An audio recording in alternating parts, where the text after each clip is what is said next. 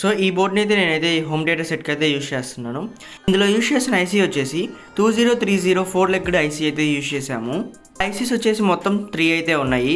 ఒక్కొక్క ఐసీకి ఒక్కొక్క పర్ఫార్మెన్స్ అయితే ఉంటుంది. సో ఫస్ట్ ఐసీ వచ్చేసి మనకి ఊఫర్ని కంట్రోల్ చేయడానికి అయితే యూజ్ చేస్తాము. దీంట్లో ఓన్లీ మనకి ఊఫర్ని మాత్రమే కనెక్ట్ చేయడానికి అయితే ఈ ఐసీని అయితే యూజ్ చేస్తాము. అండ్ ఈ రెండు వచ్చేసి మనం లెఫ్ట్ స్పీకర్ రైట్ స్పీకర్ యొక్క వర్కింగ్ అయితే యూజ్ చేస్తాము. సో మార్కెట్లో చాలా micro control type Arduino systems అయితే వచ్చాయి, కానీ ఇది యూజ్ చేయడానికి కారణం ఏంటంటే ఇది వేరుగా రిపేర్ చేసుకోవచ్చు. ఏ ఐసీ అయినా ఏ కాంపోనెంట్ అయితే మనకైతే క్లారిటీగా అయితే కనపడుతుంది ఏదైనా ప్రాబ్లం ఉంటే. ఇక్కడ చూసినట్లయితే మనకి కొన్ని డైట్స్ అయితే ఉన్నాయి, ఆ పక్కనే మనకి 2 కెపాసిటర్స్ అయితే ఉన్నాయి. సో దీన్ని బట్టి చూడొచ్చు ఈ డైట్స్ అనే ఒక బ్రిడ్జ్ సర్క్యూట్ అయితే క్రియేట్ చేస్తున్నాయి. అండ్ ఇక్కడ 12012 అయితే లేబుల్ వేసే ఉంది. ఇది వచ్చేసి మనం ట్రాన్స్ఫార్మర్కి అయితే పిన్స్ అయితే ఇవ్వచ్చు. ఇది సెంటర్ ట్యాప్ ట్రాన్స్ఫార్మర్ అయితే యూజ్ చేసేయచ్చు. ఇక్కడ చూసినట్లయితే ఒక ట్రాన్సిస్టర్ అయితే ఉంది. ఇది వచ్చేసి ఒక రెగ్యులేటర్ లాగా అయితే యూజ్ చేస్తాము. ఇక్కడ వచ్చే 12 వాట్ని 5 వాట్కి అయితే కన్వర్ట్ చేస్తుంది.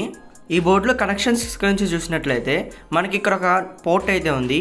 ఈ పోర్ట్లో మనం ఊఫర్ని అయితే కనెక్ట్ చేయాలి. ఇక్కడైతే రాస్తుంది ఊఫర్ అనేసి. ఇక్కడైతే ఊఫర్ అవుట్పుట్ అయితే ఇవ్వచ్చు. అండ్ ఇక్కడ చూసినట్లయితే మనకి 12012 పిన్స్ అయితే కనపడుతున్నాయి. మీన్స్ ఇది వచ్చేసి ఒక ట్రాన్స్ఫార్మర్కి అయితే ఇవ్వాలి. మినిమం 2 to 3 యాంప్ ఉండేలా అయితే చూసుకోండి. సో అప్పుడు మనకు అవుట్పుట్ అనేది మ్యాక్సిమం వస్తుంది. అండ్ ఇక్కడ చూసినట్లయితే ఇక్కడ మనకి బేస్ అండ్ ట్రబుల్ అనేది లేబుల్స్ ఉన్నాయి. ఈ 2 పోర్ట్స్ వచ్చేసి మనం పొటెన్షియోమీటర్కి అయితే వాల్యూమ్ని అడ్జస్ట్ చేయడానికి అయితే యూజ్ చేయొచ్చు. నేను వచ్చి ఒక 10K పొటెన్షియోమీటర్ని అయితే యూజ్ చేస్తున్నాను. సో గుర్తుపెట్టుకోండి, ఇక్కడ ఉన్న 3 వైర్స్లో మధ్యలో వైర్ వచ్చేసి గ్రౌండ్ పిన్ అనమాట. అండ్ ఆ సైడ్స్ వచ్చేసి సిగ్నల్ ఇన్ సిగ్నల్ అవుట్ అనమాట. సో నెక్స్ట్ ట్రబుల్ యొక్క వాల్యూమ్ కంట్రోలింగ్ కూడా సేమ్ పొటెన్షియోమీటర్ అయితే యూజ్ చేస్తున్నాను. ఇక్కడ ఉండాల్సినవి అన్నీ ఒకటే వాల్యూ ఉండేలా చూసుకోండి పొటెన్షియోమీటర్స్ అనేవి. అండ్ దాని సైడ్కి వచ్చేసినట్లయితే ఇక్కడ వాల్యూమ్ ఇన్పుట్ అయితే ఇవ్వచ్చు. మీన్స్ మన మొబైల్ నుంచి వచ్చే ఇన్పుట్ అనేది ఇక్కడైతే ఇవ్వాలి ఈ బోర్డుకి. సో ఇక్కడైతే 3 పిన్స్ అయితే ఉన్నాయి కదా, ఇందులో మధ్యలో వచ్చేసి గ్రౌండ్, సైడ్స్ వచ్చేసి లెఫ్ట్ అండ్ రైట్ అనమాట. సో నెక్స్ట్ పోర్ట్లో మళ్ళీ మనకి 3 పిన్స్ అయితే ఉన్నాయి.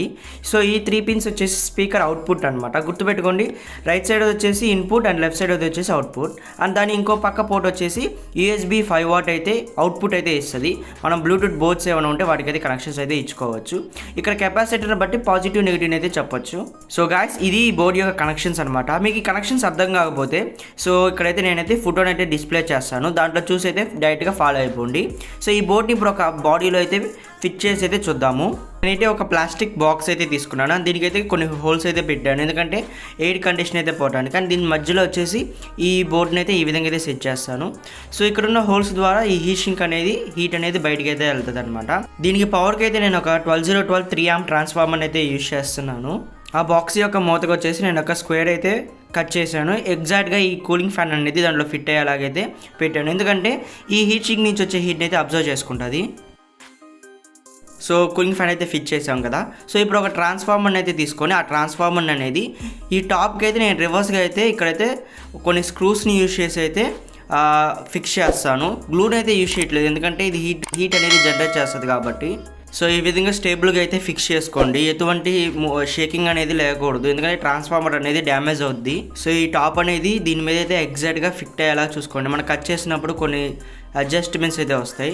ఈ బోర్డ్ని అయితే నేనైతే ఈ ప్లాస్టిక్ బాటమ్కి అయితే కొన్ని స్క్రూస్ యూస్ చేసి అయితే ఫిక్స్ చేస్తాను. ఎటువంటి గ్లూని కానీ వైరింగ్ కానీ చేయకండి. సో జస్ట్ ఒక స్క్రూస్ని అయితే యూజ్ చేయండి. అండ్ ఫైనల్ లుక్ అయితే ఈ విధంగా అయితే ఉంటుంది, ఎటువంటి బోర్డ్ షేక్ అయితే ఉండదు. బ్యాక్ సైడ్ 2 స్క్రూస్ అయితే యూజ్ చేసి అయితే ఈ విధంగా అయితే చేశాను. సో ముందు వీడియోలో చెప్పినట్టుగా ఇప్పుడైతే ఈ బోర్డ్కి నేనైతే కనెక్షన్స్ అన్ని ఇచ్చేసి సెటప్ అయితే కంప్లీట్ చేసి మీకైతే లుక్ అయితే చూపిస్తాను. అండ్ దీని యొక్క వర్కింగ్ కూడా మీకైతే ఒక డెమో అయితే చూపిస్తాను. చూడొచ్చు, నేనైతే ఒక ట్రాన్స్ఫార్మర్ లోపలైతే సర్క్యూట్ అయితే కనపడుతూ ఉంటుంది. కేబుల్ అయితే కనెక్ట్ చేశాను.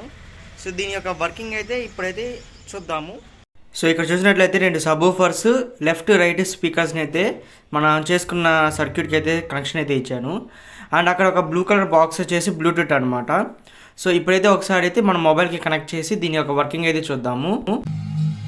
సో ఇప్పుడైతే సౌండ్ వస్తుంది అందులో నుంచి.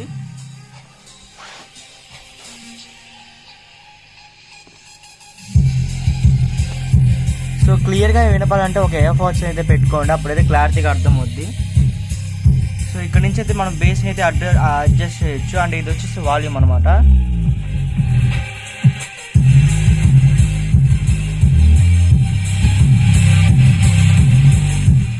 సో ఈ విధంగా మనం అయితే వాల్యూమ్ని అయితే కంట్రోల్ చేయొచ్చు.